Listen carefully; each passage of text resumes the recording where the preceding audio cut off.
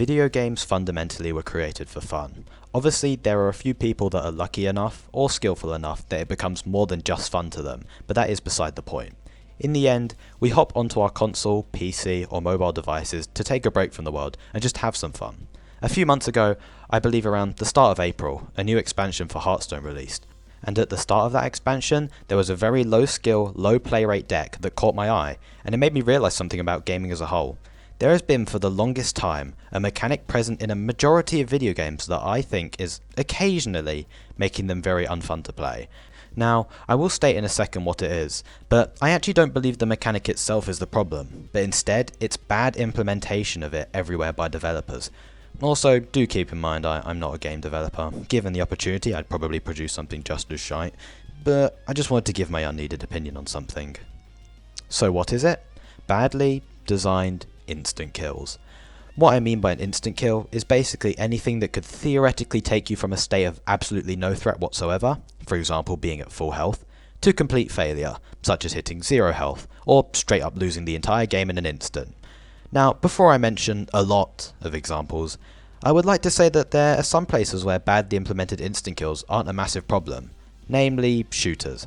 This is because the actual interaction time for a normal fight in those is typically less than 10 seconds, so getting headshot and instantly dying sucks, but it's not like you really lost too much in that interaction. But games where matches or interactions do last longer than that is where there is an issue. Anyway, what do I want to cover in this video? Well, mostly what I believe the requirements for a good usage are, as well as what I think is one of the best examples of it. However, let's first cover some bad examples. I don't want to explain every single one of these games' mechanics, so I will do it all quickly and vaguely. Hearthstone.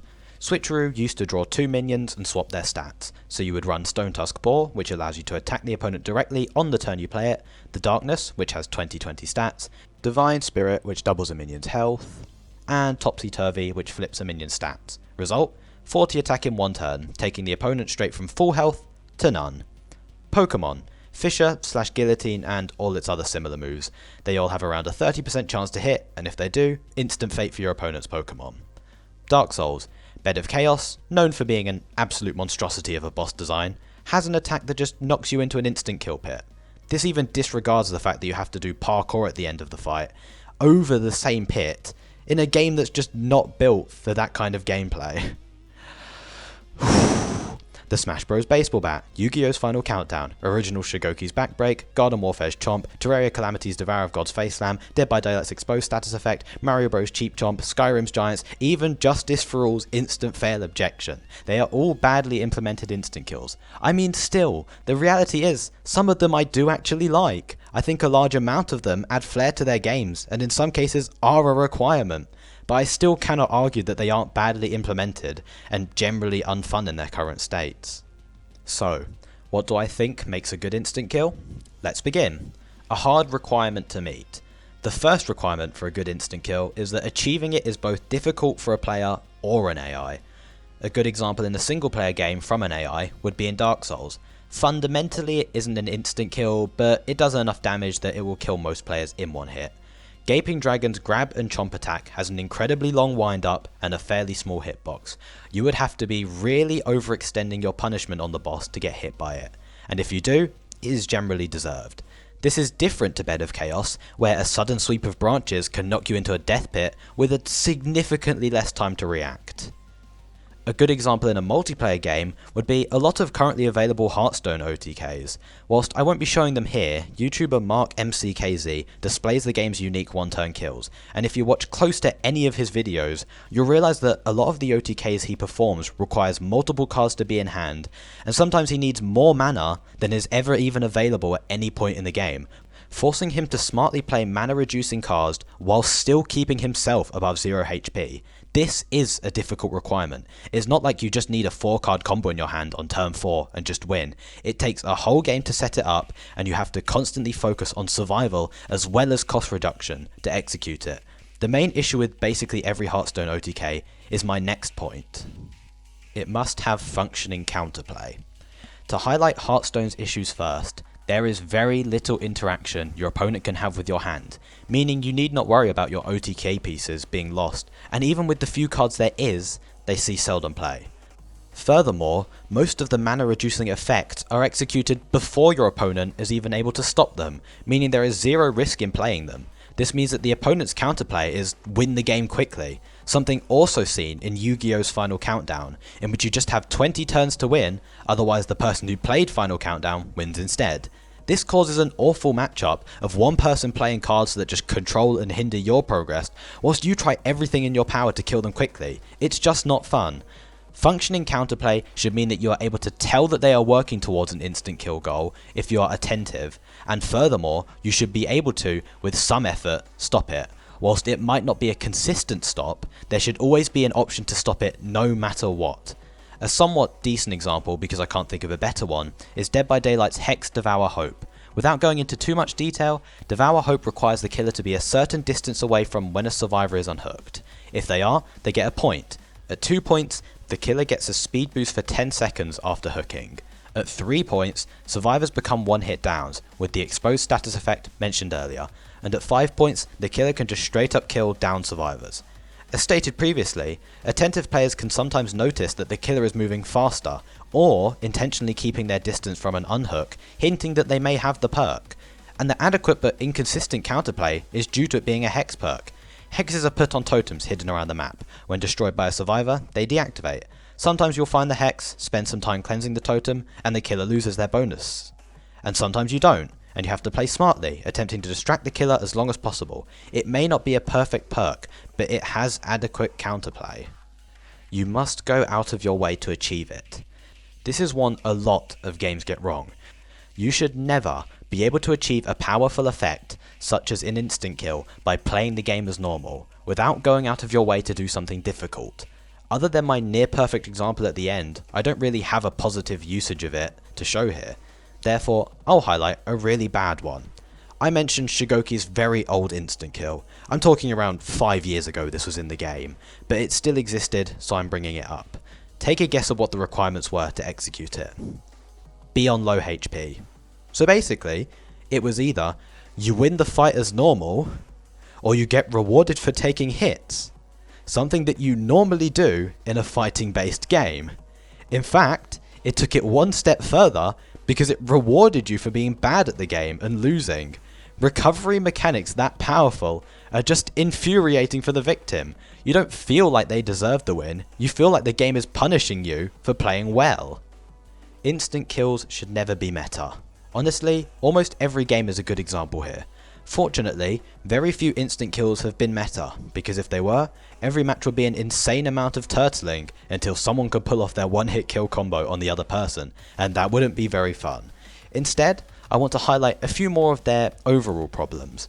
Effectively, they defy the rhythm of a game as a whole. You could be, in your mind, winning a match, and suddenly, your opponent whips out their instant kill combo and it's over. It defeats the fun and strategy of a lot of games. The biggest issue, however, is that it isn't really all that fun for either person.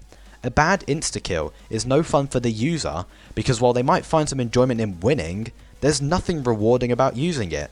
You didn't work towards it, and you didn't do anything specific to achieve it. You just kind of won instantly, with little amount of actual smart play. And the person hit with it feels even worse. You could have played the game perfectly, done nothing wrong, and be leading the whole time, and in one instant, bam. The game is no longer in your favour. You feel awful when this happens. You feel cheated. Nothing you did was incorrect. They just random pulled an ace of spades from their deck of cards with no actual skill involved and got rewarded for it. Where is the enjoyment in that? To bring Dead by Daylight up again, it's why NOED / No One Escapes Death is such a controversial perk. It's not really that good. It'll get you maybe one extra kill at the end of the game in a group of 4 survivors. But because the person who does die to it gets unfairly victimized, they'll go to the forums, they'll complain it's broken because being a victim of these awful mechanics is just not enjoyable. Anyway, let's move on to the final requirement. They must require skill rather than luck to achieve. I mentioned earlier that it should be hard to achieve, but it should also be hard in a difficulty sense rather than an RNG sense. This is where I bring up Pokemon. Fissure is technically hard to hit. It has a 30% hit chance in a game where every move you make matters. So if it does miss, you will be heavily punished for it. So in that sense, yes, it is hard to achieve. But in the end, it's just a roll of the dice. It doesn't feel rewarding or fair when you roll that 20. You just kind of have to shrug your shoulders and say, guess that just happened. As for a kind of good example, I guess Garden Warfare's chomp ability, used by, you guessed it, the chomper, is a lot better. Generally, the average player is not stupid enough to just fall for you going full frontal, charging into battle as a melee-centric character, to just end up getting chomped.